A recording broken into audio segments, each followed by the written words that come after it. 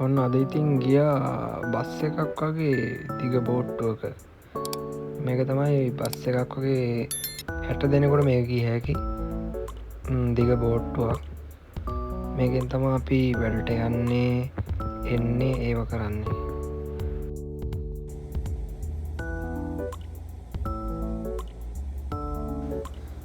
මාර ලස්සනයි. ඉර පැහැගෙන යද්දි ඒ ලොකේෂන් එක. අපි දැන් මේ යනින් ගමන් මුහුද මැද. මාරම ලස්සනයි. ඉතින් බලන්නකෝ මේ දිග බෝට්ටුවත්.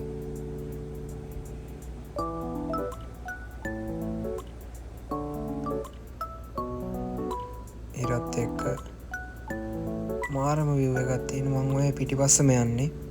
60 දෙනෙක් ගියාගේ අපි වැඩ කරන කට්ටිය සේරමලා මේකේ තමයි යන්නේ. මෙහෙ බස් වෙනුවට තියෙන්නේ මෙව්ව තමයි. ඉතින් මුහුදෙන් ගමන් කරන්නේ සියලු දේවල්. කෑම් බීම සේරම ගේන්නේ මුහුදෙන්.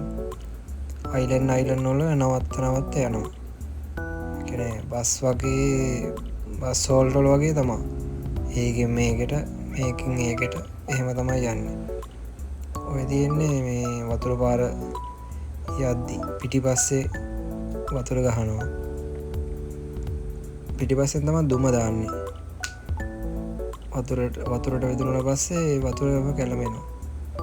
මාර ලොකුයි, මාර ලස්සනයි ඒක බෝට් එක. ඉතින් බලන්න වීඩියෝ එක මාරම ලස්සනට තියෙනවා. ඉස්සරහට අපි එන අයියා.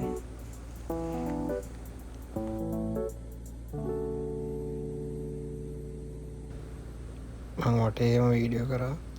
අද කට්ටිය ගොඩක් නෑ, ටික දෙනා ඉන්නේ. මොකද කට්ටිය නයිට් කරනවා, ඒ වගේ නිවාඩු කට්ටිය ඉන්නවා, ඒ වගේ තමයි. සාමාන්‍යයෙන් මේක ගොඩක් දිගයි.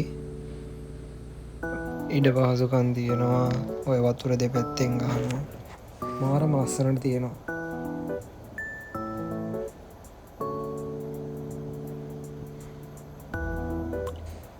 දිග බෝට්ටුවක් 60කට යන්න පුළුවන් කියන්නේ සාමාන්‍යයෙන් පැසෙන්ජර්ස්ලා 60කට යන්න පුළුවන් මේකේ.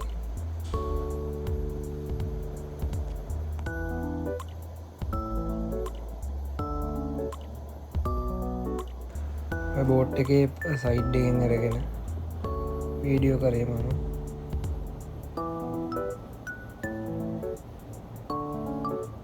මාරම ලස්සනයි.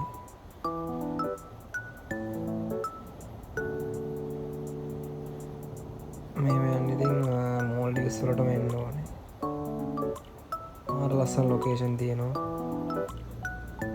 ඒ බෝට් එකේ යනවා. සාමාන්‍ය විනාඩි 45ක් 50ක් වගේ යනවා අපේ අයිලන්ඩ් එකට එන්න. ඒ රිසෝට් එකේ ඉඳන්.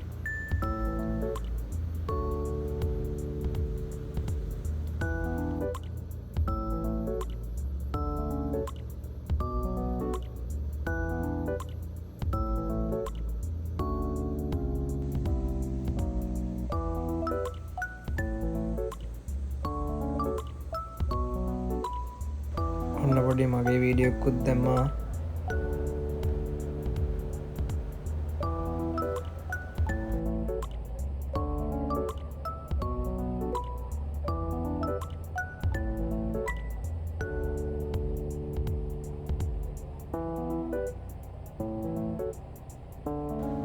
මේ ඉතින් ලංකාව වගේ බස් නෑ.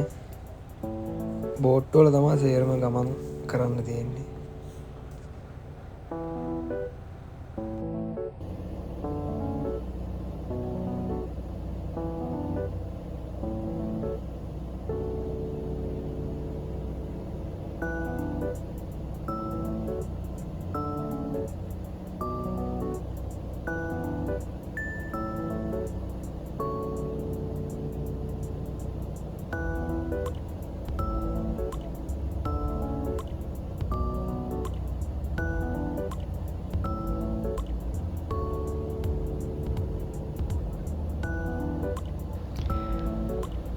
අදට එහෙනම් වීඩියෝ එක ඉවරයි.